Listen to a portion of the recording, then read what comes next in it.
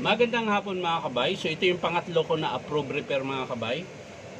39315 pa rin mga kabay, letter B. Yung pangalawa kong repair kanina, letter A. So ang papalitan mga kabay, brush holder. Ayan. So ito po yung part number mga kabay. In418033. Yun po yung part number ng kanyang brush holder. Ito po yung brush holder mga kabay. Yan po yung nagdadala ng reverse tsaka carbon brush. Ayan. May kasama na rin po yung carbon brush kapag binili nyo. Ayan. Kompleto na po yan. Isang salpakan na lang. Yan po yung brush holder. Ayan. So ayan mga kabay, kakabit natin. Kakabit natin.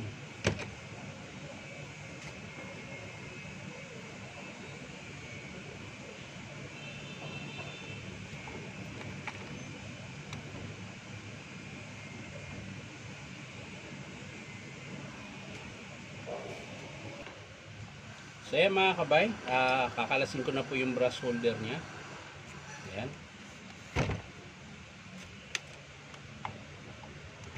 Tapos angat nyo po yung spring para hindi po sasabit yung kanyang lumang carbon brush pag kinalas nyo yung brush holder.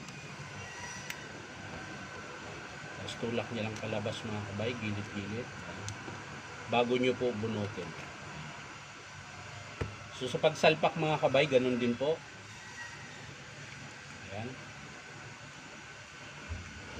Papasok nyo lang yung apat na paa, kailangan makapasok sa terminal ng field coil. So ayan mga kabay. Kalasin na po natin yung lock.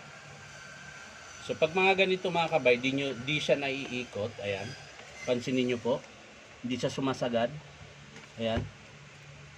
Ayan. Dapat nakasagad siya. Ayan. Ayan. Ibig sabihin yan mga kabay, baliktad po yan. So huhugutin natin ulit. Iikutin lang yung brush holder.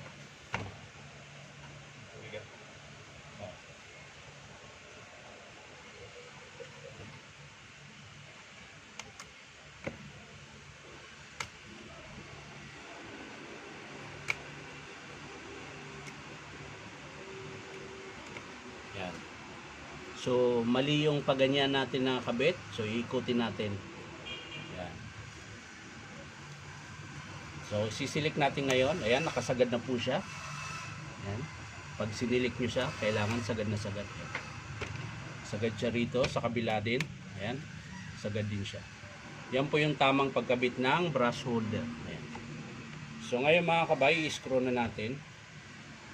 Ayan, ito po yung screw nya. Dalawa po yan, kabilaan.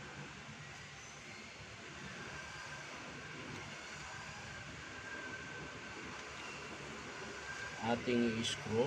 Ayan.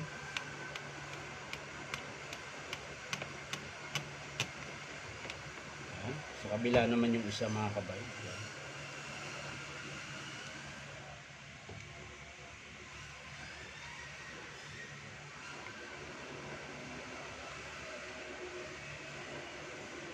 Ayan. Tapos balik natin yung spring ng carbon brush.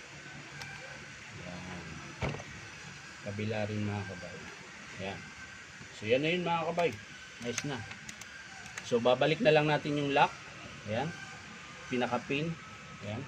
Sinusuksok lang po yan mga kabay. Ayan. Ganyan lang yan. Ayan. Tapos yung rubber. So yan lang mga kabay. Tapos lalagay na natin yung switch tsaka handle niya.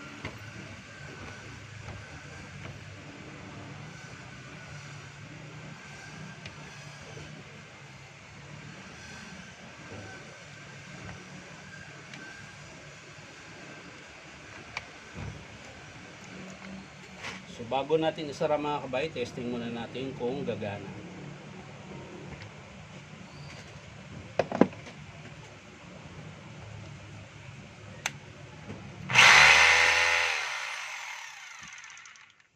Forward.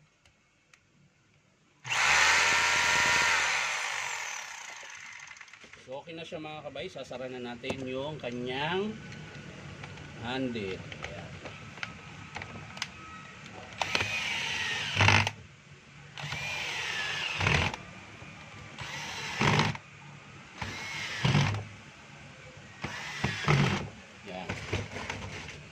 Tapos syempre, testing natin ulit.